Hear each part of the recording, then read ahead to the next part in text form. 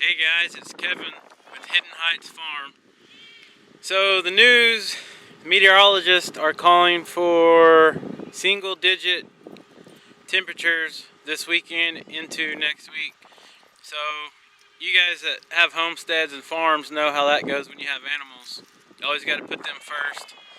Of course, God made animals to live outside, wild animals anyways, but anyone with the domestic animals knows the importance of keeping water unfrozen and warm bedding in means of like straw or whatever you prefer. But this evening, it's Tuesday evening, and the storm's supposed to roll in Friday night into Saturday. So I'm gonna take a little walk through and kind of inventory what I got and what I need. If I need heat lamps, if I need stock tank heaters, straw. I know I need to get some more straw. But yeah, I'm gonna walk around and take a little inventory of what I need, make a list, and try to keep a couple days ahead of the storm to be prepared. Don't want to get caught in the middle of the storm and not be prepared with your animals. But all right, guys, I wanted to show you this. This is a stock tank heater. I've used this type for probably 6 years now, and haven't ever had a problem. The only problem I have ever had is if you have a rubber tank or anything that is non-metallic, this will melt it. One time I used a stock tank that had a ridge on it, and the water got low enough that one of these little heating elements stuck on the side, and it did melt through the stock tank. So I still use it with, I think they're Rubbermaid, I think is the brand I have, made by Rubbermaid stock tanks, and I haven't had a problem with it, but it will melt it if these heating elements right here come in direct contact to the rubber or plastic. This model here is made by API. It is a 1,000 watt, 120 volt heater, just a regular plug on it, and it does have a thermostat on there, so I think it kicks on right at like 33, 34 degrees. So if the water is 34 degrees, it isn't going to kick on, but if it gets down to 33, that's when it comes on. It just keeps it just above freezing to keep it liquid and to keep your water from freezing over. But these are really good heaters. I think they're probably 40 bucks or so new. I've had mine for about 6 years or so, and they still work great. So just something to think about. I'm gonna use two for this weekend. One in one pasture. I'll put this one in my barn for this side of my goats that I have on my north pasture, and then I'll put another one in the stock tank for my south pasture for those goats. Just wanted to show you guys this.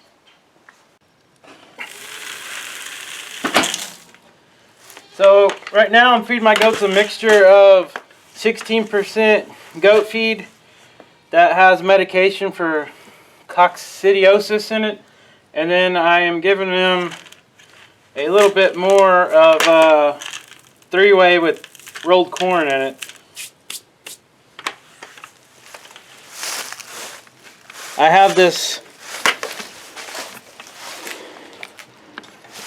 hold on, let me zoom out. I have this big grain bin that's on wheels that will hold 1 ton of feed. So that comes in handy, especially in the winter time, so I don't have to run back and forth to the feed store.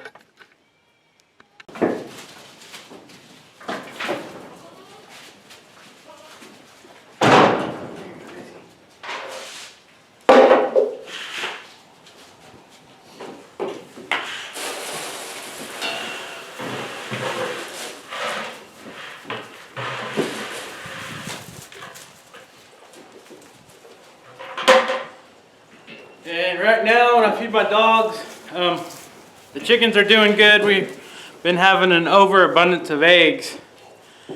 So I try to feed my dogs about 3 eggs a day on top of their dry food, just for a little more protein. And it seems to make their coats a little shiny. You like it, don't you, Daisy? Come on, let's go get you some eggs.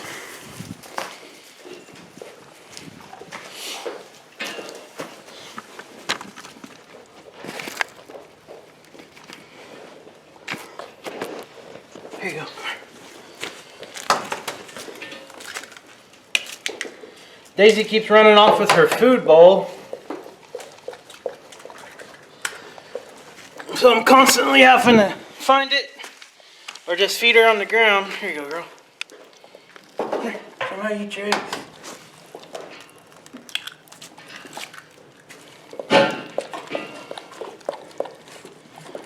They seem to go after their eggs first. They really like them. Good girl.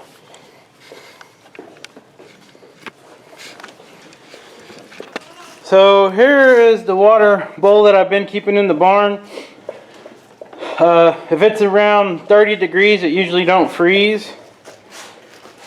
But I have a bigger one that I'm going to put in here so I can put that stock tank de-icer in here, or the stock tank heater.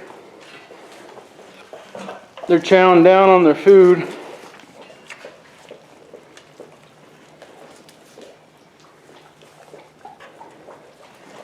And over here I have a mineral feeder for them. Whenever they feel like they need some minerals, they go to that.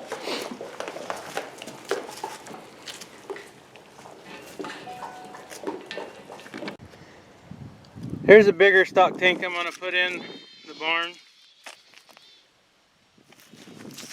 for put the water heater in. Yeah, it's made by Rubbermaid. These are really good.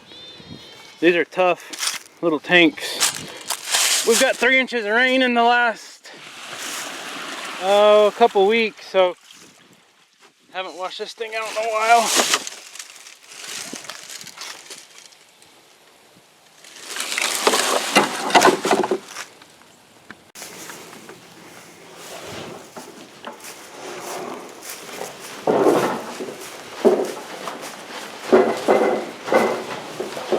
Move this one out of the way. Put this one up here. Can't remember how much water this holds, but it's about 3 or 4 times bigger than what I got now.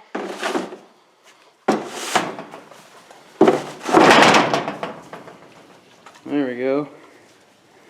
And in a couple of days when I get the straw and everything else, this is usually where the goats bed down over here. I'll add some more straw to their little corner for bedding, and this is Daisy's area. She's got a nice big fluffy bed of all this wasted hay that the goats drop from the round bill.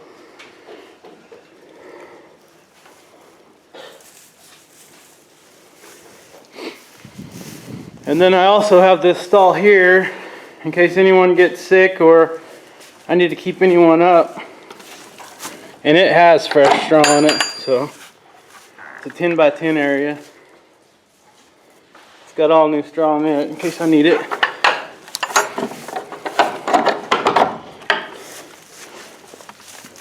Go get you girls some alfalfa.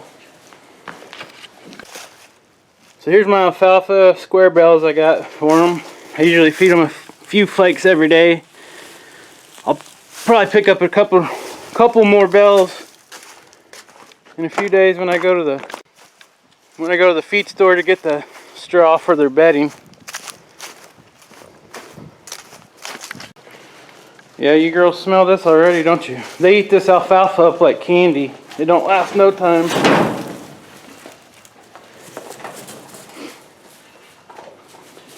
Alfalfa is a little bit more expensive, but it's really worth it because it has a lot of extra protein that regular fescue or Bermuda hay does not have.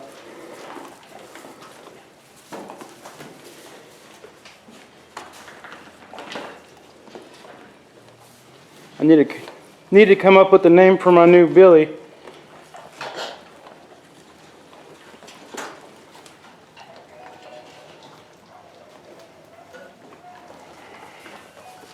Alright, let you girls go. See you later, Daisy.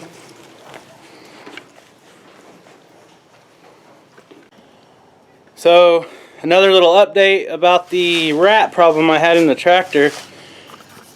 I left the sides off on purpose just so I could keep an eye on it, and have not had a rat back in here. And I did catch that one rat, so hopefully that's the only one I have to worry about. I should be able to put my sides back on now. Okay, I gotta put Skeeter on here. He can't stand it. He wants to show y'all how he chases his sticks.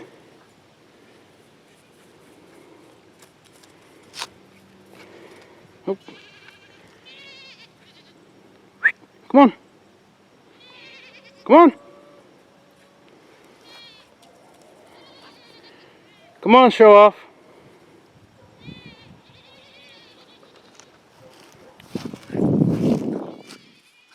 Yeah, you're real fast with the stick in your mouth.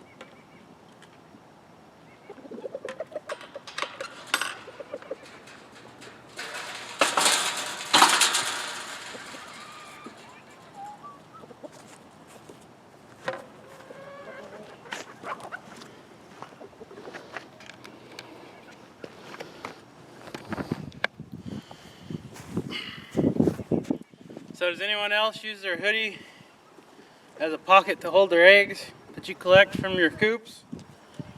Whoever would have thought. I've lost plenty out of these too though. Alright guys, got all my feeding and watering done for the day. Got my inventory done, in my head anyways, of the materials and supplies I need for this weekend for the frigid temperatures and possibly like 3 inches of snow they're saying. So I'll try to make another video in a couple days when I get a chance to go to town and get the supplies I need. I want to say thanks to Homesteading with Dutch for giving me a little shout out and helping me get some more subs, and everyone that's subscribed, I appreciate it. If you like this video, hit that like button, and if you got any comments or questions or opinions on things that you guys see that you want to see me do, or things you've seen that I've done wrong, or anything, any opinions, I don't get mad. So let me know, and thanks for watching.